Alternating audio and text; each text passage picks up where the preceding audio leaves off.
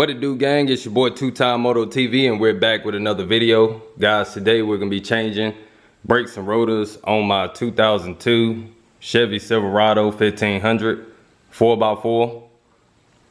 And I'm gonna tell you guys something that's very important to each and every vehicle. If you ever hear your brakes grinding or you hear the squeal, first off, if you hear a squeal coming from your brakes that you just changed, that's perfectly normal. You gotta give your pads some time to wear.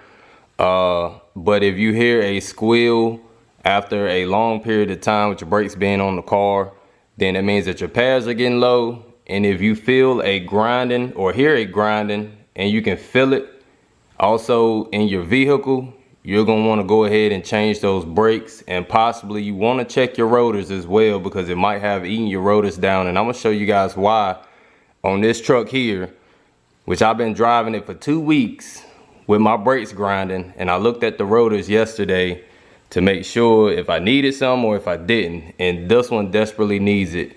And it could have been really detrimental to me on the highway. Things could have went terribly wrong if I didn't replace it sooner than later. So we're gonna take the wheel off the car. I'm gonna show you guys the process. Let's get started. So whenever you're doing any kind of work underneath your vehicle, I can't stress safety enough. Make sure that you have your wheels chopped so the vehicle does not roll. I also have a jack stand supporting underneath the truck along with my floor jack. So with the rear of the truck jacked up in the air, you're gonna wanna proceed to take the lug nuts out after you've broken them loose with the truck on the ground.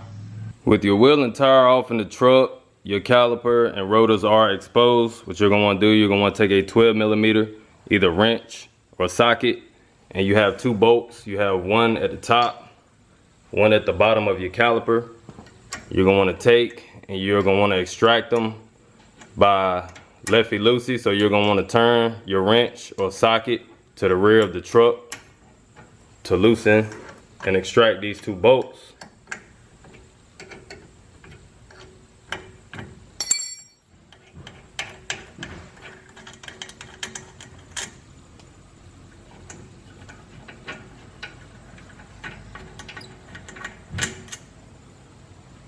Now here's probably the most time-consuming part of this whole project here, is getting the caliper loose from the actual brake pads and the rotor.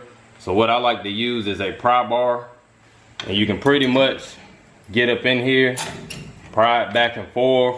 Now this may take a little bit of time, but you can kind of push in like that to basically get the piston to push in.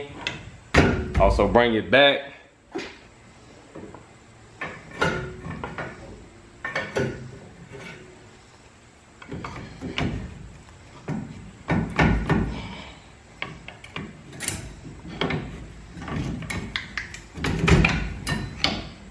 Voila. Don't ever let your caliper hang, so find somewhere to set it, because you don't want to fray this brake line here or break it loose. If it is brittle, you will probably have to wind up replacing that. So to minimize that, you're just gonna want to set it somewhere so that you're just not letting it hang. And guys, look at this. Oh my God. Metal on metal. This is what I was talking about here.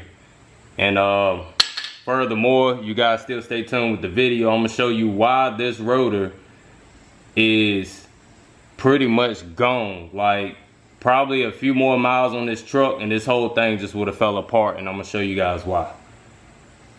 Next thing you're gonna wanna do, you're gonna wanna take this caliper bracket off. So there are 2 18mm bolts at the rear. One that you see my socket on, the other one is at the bottom. You're just gonna wanna do the same thing as the other 2 bolts. You're gonna wanna take and turn it towards the rear of the truck, and you're gonna wanna extract them. Now with the brake caliper bracket off, if your rotor is seized to your rear axle, the only thing you have to do is just take a 4-pound hammer or any kind of hammer. You wanna tap lightly around all 4 edges.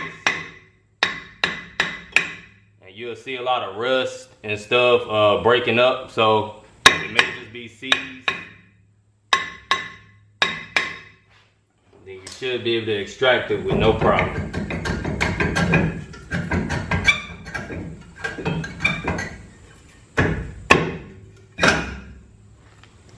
there she go. All right, two-time gang, hopefully y'all made it this far in the video. This is what I wanted to show you guys. So this is the cause of metal on metal and grinding brakes to a rotor. So this is the inside of the rotor. You can see the thickness of it, which is almost like a sheet of paper. This is what it's supposed to look like. This is a brand new part. So this is the inside of the rotor. That's supposed to be the thickness of it, if you guys can see that. So this right here is almost like a sheet of paper. So you guys can see the rivets in the inside of here. So just as soon as the inside of this rotor would have worn down completely, my piston probably would have caught these rivets in the inside and would have locked my wheel up. So that could have been very detrimental to my safety and others on the highway. So if you guys got any issues with y'all brakes, make sure y'all take care of them right away.